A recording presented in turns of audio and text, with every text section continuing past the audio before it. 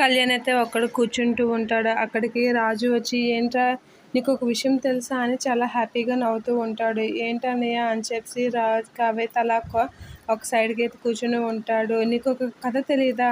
ముగ్గురు అక్క చెల్లెలు కదరా, కథ సుఖాంతం అవుతుంది తెలుసా అనేత అంటూ ఉంటాడు. ఏంటన్నయ్య ఏం మాట్లాడుతున్నావు అనేత అంటూ ఉంటాడు రాజుతో కళ్యాణ్. ఇక అదేరా ముగ్గురు అక్క చెల్లెలు స్వప్న కావ్య వాళ్ళు బయటకు వెళ్ళారు, నీకు ఆ విషయం తెలియదా? వాళ్ళు నీకు చెప్పలేదా అంటే, తెలీదే, నాకేం చెప్పలేదే అనేత అంటూ ఉంటాడు. అవునా, చెప్పలేదా?